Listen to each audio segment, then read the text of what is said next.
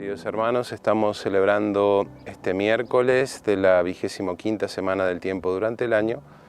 Vamos a leer el texto que la Iglesia nos propone para meditar en el Evangelio del día de hoy, según San Lucas.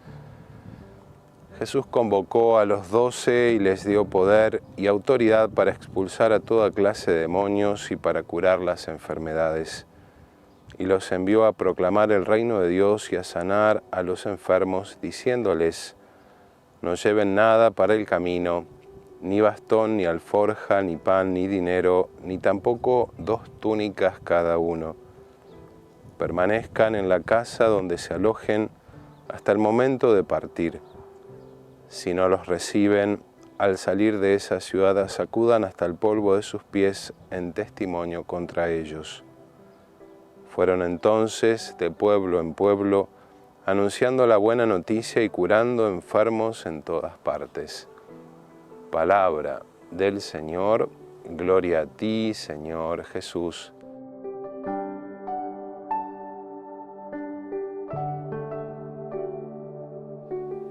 Queridos hermanos, el texto que la Iglesia nos propone para meditar en este día miércoles, comenzamos el capítulo 9 de San Lucas, nos relata la elección de los 12 apóstoles, la elección y el envío de los apóstoles y las consideraciones que Jesús pide a aquellos que van a tener la misión de predicar el Evangelio.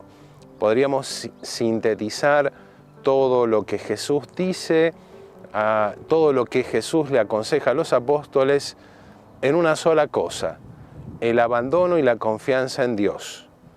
Por eso, el apóstol tiene que ser capaz de renunciar a todo lo material, a toda la seguridad humana, a toda la seguridad que nos puedan dar los bienes de la tierra, la alforja, las túnicas, el calzado.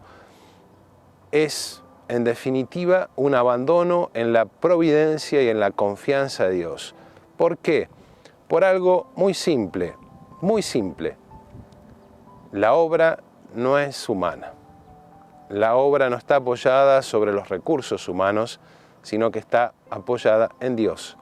Dios es el que da el toque de la gracia, Dios es el que da la luz interior para que el Evangelio fructifique. Y esto es muy importante que nosotros lo sepamos.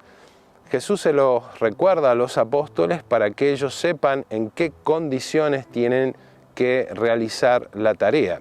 Siempre recuerdo que cuando organizamos los campamentos con los jóvenes de la parroquia tenemos que hacer una lista de cosas para que ningún joven se olvide nada, porque bueno, a veces hay cosas que no las tiene en cuenta. Todos los elementos que tal vez si uno no los tiene anotados, difícilmente se puede acordar. Y pensemos en cuántas otras actividades es necesario hacer una lista de cosas para venir a firmar la meditación del Evangelio. Me tengo que acordar de traer el trípode, la cámara, de cargar la batería, de traer el micrófono, el cable del micrófono, el adaptador del micrófono, el texto para leer el Evangelio, los anteojos para poder enfocar bien la cámara.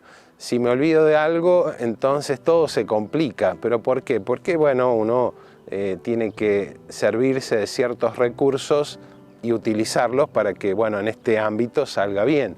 El resto de la obra la hace Dios, evidentemente. Pero en el ámbito de la predicación de la palabra, cuando Jesús habla con los apóstoles, y esto también nos sirve a nosotros, les recuerda que la obra no es humana. Y no depende del esfuerzo humano, sino que simplemente depende de Dios y de lo que Dios quiera obrar y transformar.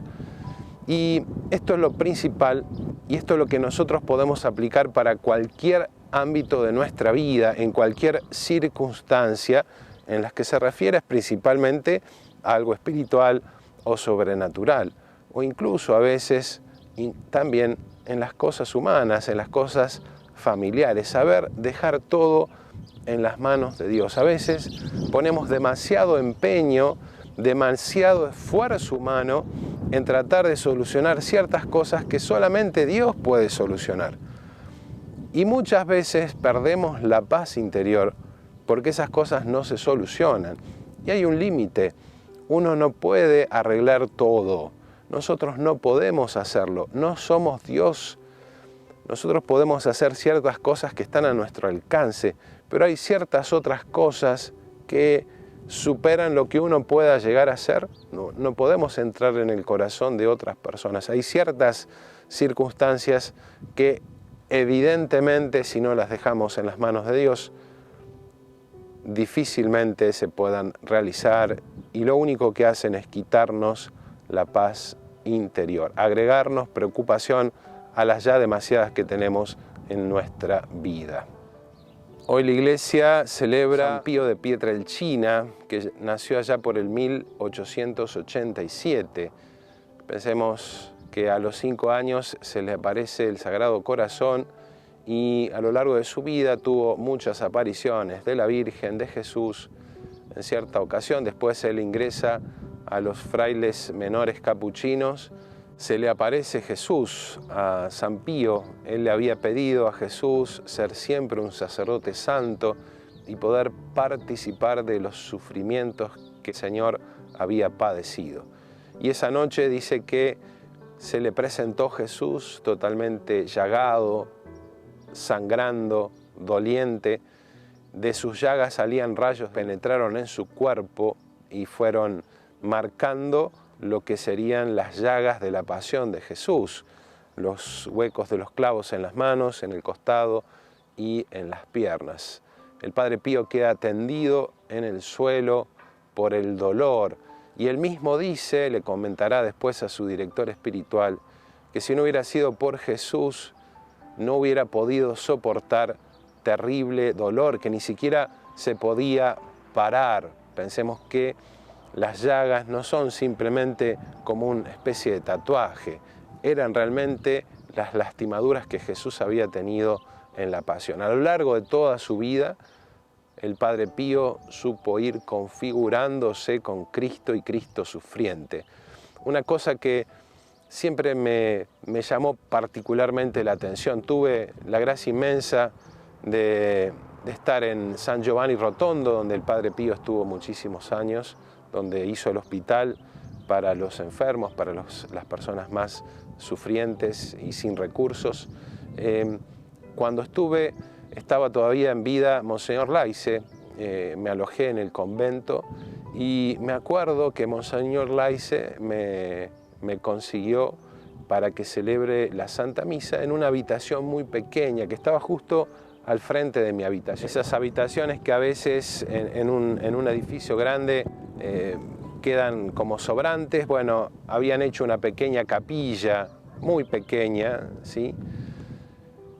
El Padre Pío, en cierta ocasión, cuando el hospital empieza a crecer mucho, los frailes le piden que les dé el dinero de lo que se utilizaba ahí para usarlo en el convento. Pensemos que los religiosos renuncian a cualquier tipo de uso económico. El Padre Pío había hecho una asociación que era la que se encargaba de administrar todas las donaciones para la construcción del hospital. Los frailes se enojan, no es momento ahora para juzgar a quienes estaban en esa ocasión. Lo cierto es que elevan un proceso al Santo Padre, y bueno, el Santo Padre accede a lo que le piden los superiores y suspenden al Padre Pío de la celebración pública de la Santa Misa, de la confesión y de la dirección espiritual. 3 o 4 años el Padre Pío no podía celebrar misa en público, no podía confesar. Yo tuve la dicha de celebrar misa en esa pequeña capilla en la que por mucho tiempo el Padre Pío celebraba solo su Santa Misa.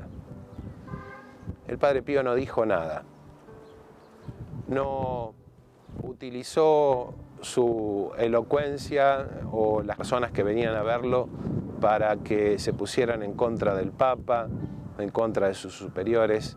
Simplemente acató de manera silenciosa eso que le mandaban, obedeció.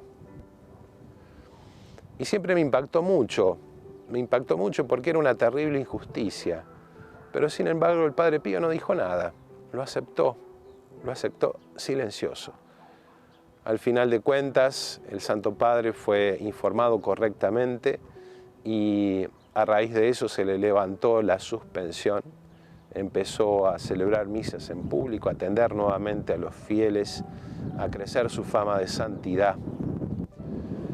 Creo que su ejemplo nos enseña mucho a comprender la obra de Dios, esa obra de Dios que va más allá de lo que uno humanamente pueda llegar a pensar. El Padre Pío obedeció porque Jesús le había dicho que iba a ser partícipe de sus sufrimientos, pero no solamente en lo físico, sino también en lo moral. Y Él lo aceptó ofreciéndolo y ofreciéndose a sí mismo. Él también nos enseña en este día a vivir la cruz que el Señor nos envía, a vivirla en esta dimensión sobrenatural y en esta dimensión, como leíamos en el Evangelio, de abandono en la providencia de Dios. Dios, si cuida los lirios del campo y las aves del cielo, ¿cuánto más no se va a preocupar de nosotros? Pidamos de manera especial en este día para que el Señor nos conceda esta gracia de crecer y ahondar en la fe, de saber abandonarnos en sus manos providentes y pedirle especialmente al Padre Pío, que tanto quería a los enfermos, para que también nos libre de esta situación y nos conceda aquellas gracias que anhelamos. Y la bendición de Dios Todopoderoso, Padre, Hijo y Espíritu Santo, descienda sobre ustedes y permanezca para siempre. Amén.